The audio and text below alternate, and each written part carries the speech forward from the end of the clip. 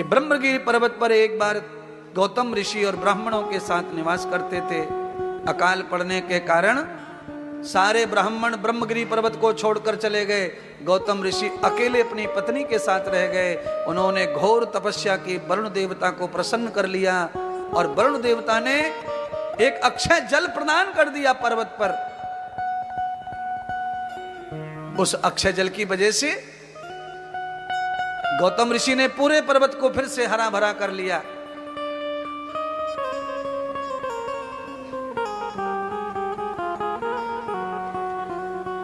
सारे ब्राह्मण लौट लौट कर आ गए, अपने पुराने स्थान पर आकर बस गए।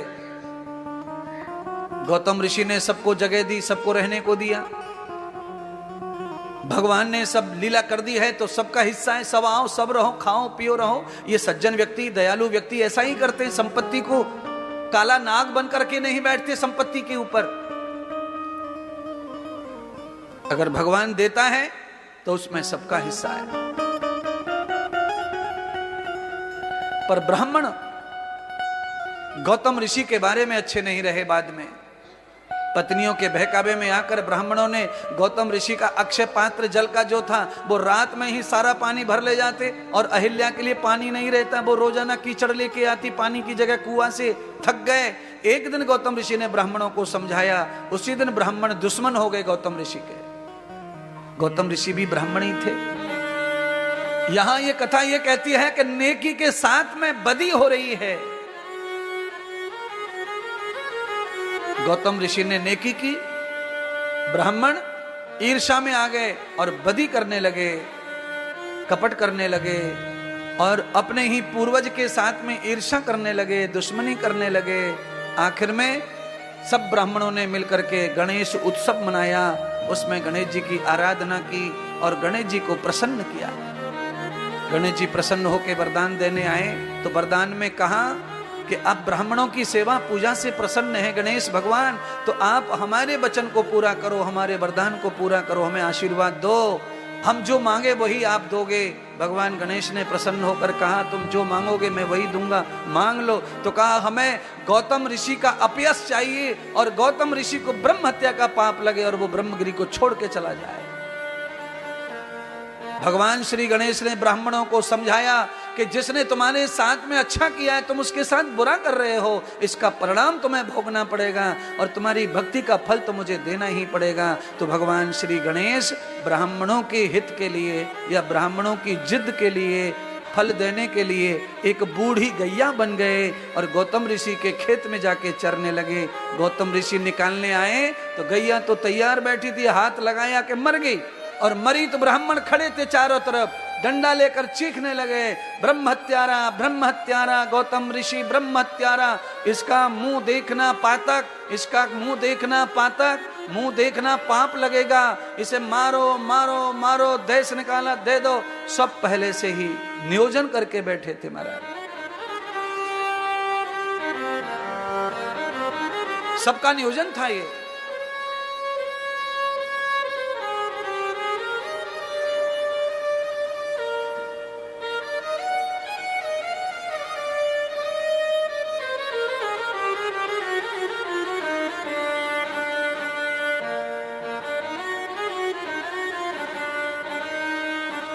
गौतम ऋषि ने सब ब्राह्मणों से हाथ जोड़ के कहा, मैंने गाय नहीं मारी है।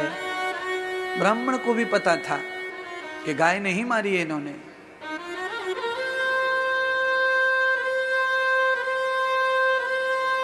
पर ब्राह्मणों को तो ईर्ष्या थी। ब्राह्मण ब्राह्मण का नहीं हुआ स्वार्थ में, और ये जगत की रीत है। भाई से भाई लड़ता है, देवरानी से जेठानी लगती है। जब हम स्वार्थ में आ जाते हैं तो हम अपना निजी धर्म वर्ण सब भूल जाते हैं। ऐसा करना नहीं है महाराज। सदगुरु श्री सूत कहते हैं, सौनक आदि 88,000 ऋषियों से, अरे ऋषियों, आज गौतम ऋषि ने ब्राह्मणों से पूछा कि मेरा अपराध ब्रह्म हत्या का है, मान लो, तो इससे छूटने का मार्ग बताओ। तो ब्राह्मणों ने कहा, पहले ब्रह्मगिरि पर्वत को छोड़ो और गंगोत्री जाकर के 108 बार स्नान करो गंगा में। ब्राह्मणों के कहे अनुसार गौतम ऋषि ने 108 बार गंगोत्री पर स्नान किया और गंगा जल लाकर ब्रह्मगिरी पर्वत पर चढ़ाया और ब्राह्मणों से पूछा, ए ब्राह्मणों, क्या मेरा ब्रह्म हत्या का पाप छूट गया होगा? ब्राह्मणों ने कहा, नहीं। ब्रह्मगिरी पर्वत की 108 परिक्रमा दो। गौतम ऋषि ने ब्रह्मगिरी पर्वत की 108 परिक्रमा दी महाराज। फिर ब्राह्मणों से पूछा, क्या मेरा पाप छूट गया?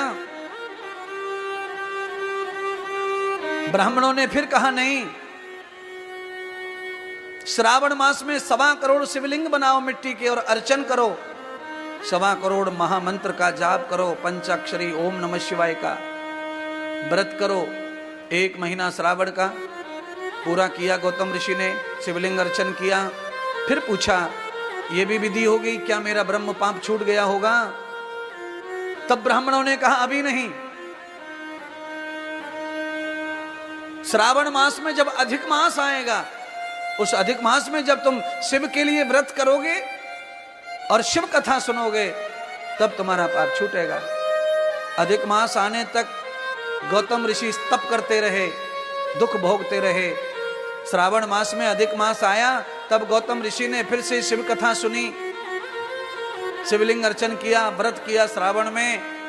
और तभी भगवान सूत जी ने कहा, भगवान शंकर पार्वती को लेकर के ब्रह्मगिरी पर्वत पर प्रकट हो गए हैं। ये शिव की कथा क्या है? ये शिव कथा केवल ऐसी नहीं है, कहा सुन लिया और निकाल लिया और हो गया, चले गए ना। ये वरदान है आपके जीवन के लिए। केवल सुनाने वाला परफेक्ट होना चाहिए, ये वरदान है कथा तुम्हारे लिए। मैंने कई डॉक्टरों का इंजेक्शन पक जाता है, कई डॉक्टर सुई लगाते हैं कमर पे, वो पक जाती है, मवाद बन जाता है, फोड़ा बन जाता है। सुई वही है, दवा वही है, डॉक्टर बस अलग है, फर्क है डॉक्टर के हाथ का। ऐसे ही वाणी का फर्क होता है, वक्ता की का, सब कुछ वही है। ये कहने को शिव कथा, बहुत लोग कह रहे हैं शिव कथा का इस समय बहुत प्रचार भी बहुत है, पर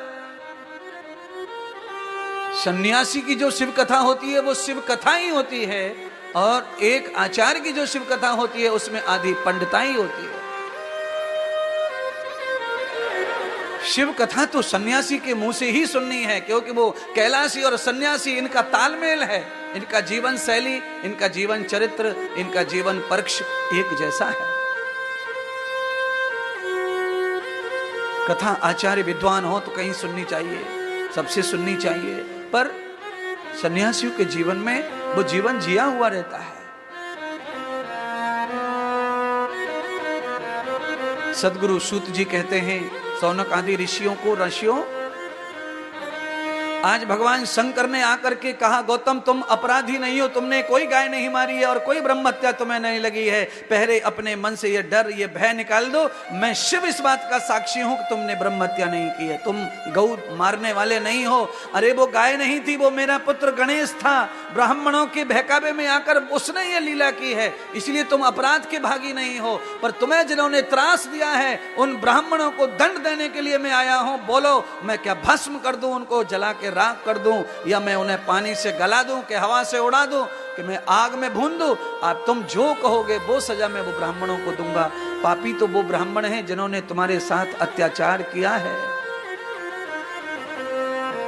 गौतम ऋषि ने कहा, प्रभु ब्राह्मणों ने जो भी मेरे साथ सलूक किया उसकी करनी उनके साथ है, पर आज आप अगर मेरे जीवन में आए हैं, ये भी उन ब्राह्मणों की वजह से ही आए हैं। अगर वो ब्राह्मण मुझे ऐसा श्राप ना देते और फिर बचने के लिए मुझे रास्ता ना दिखा दे पूजा पाठ का, तो मैं ना बद्रीनाथ जाता, न गंगोत्री जाता, न मैं व्रत करता, न उपवास करता।